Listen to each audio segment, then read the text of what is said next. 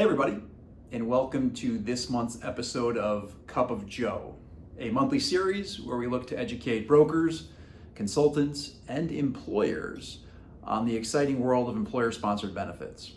And being that it's August and back to school is right around the corner or happening as we speak, we thought we'd use this time to teach a class on MERPs. Now you may never have heard of a MERP. What the heck is a MERP? So over the next 3 or 4 minutes, I will be doing my best professor impersonation and teaching a class on MERPs. Welcome to MERP 101. Let's get started. First and foremost, what is a MERP? MERP stands for Medical Expense Reimbursement Plan.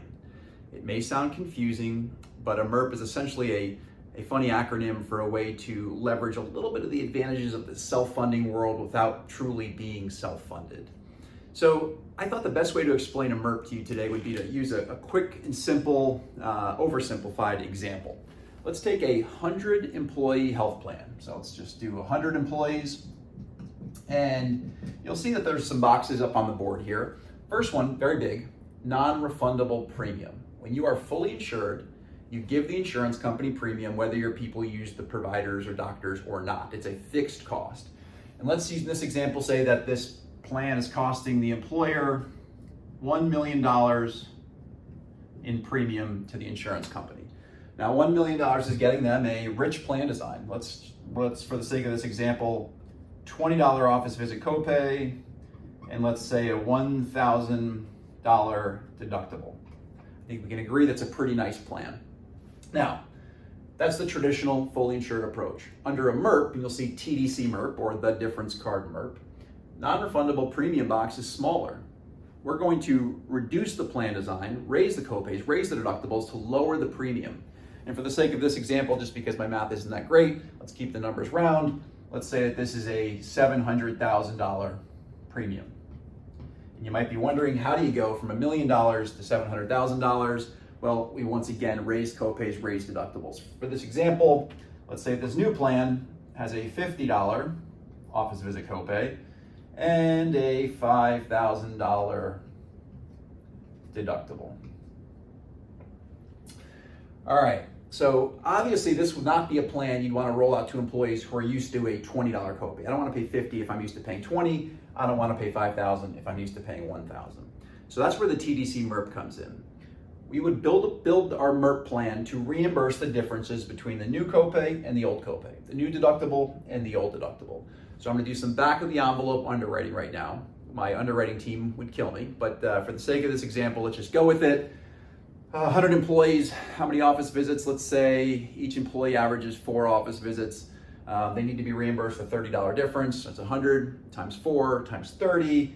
That gives us $12,000 in claim expense here, 12K. Now the difference between 1,000 and 5,000, 100 employees, let's say there's 20 different employees who go to the hospital and need to be reimbursed that full difference. That's 20 times 4,000 gives us 80,000. So if I add those two together, I'm looking at $92,000 in claims. So let's build our way up here. We went from paying $1 million to $700,000. Now, admin expenses for us to build out the TDC MERP, broker, consultant compensation, let's say this is 30K. We know that our claims was 92. That's $122,000 of expense on top of the carrier premium. So $700,000 plus $122,000 gives us $822,000 to build out this plan. That leaves us with a savings of $178,000. And the beauty behind achieving 17.8% savings on your plan is, did we have to reduce a single benefit for employees? No. Did we have to change insurance companies?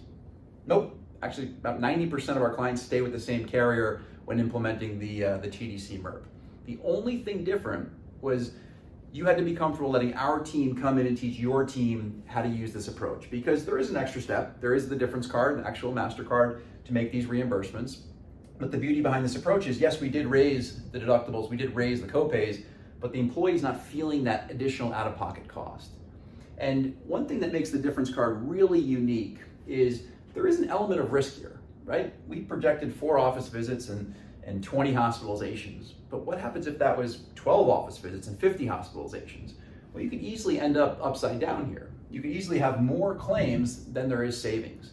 So one thing that makes us very unique is the difference card has the ability to guarantee our underwriting projections and actually cap the amount of claims that an employer group has. So that's more of a MERP 102 discussion. We're going to stay with MERP 101. But if you want to get a better idea of what that means, feel free to reach out to your difference card sales consultant. We'd be happy to work up a guaranteed quote for you. But this was the basic MERP 101. Buy the plan with a more cost-effective benefit structure, higher copays, higher deductibles, reimburse those via a MERP, and left with some pretty impressive savings. So I hope that was helpful, and look forward to seeing y'all next time.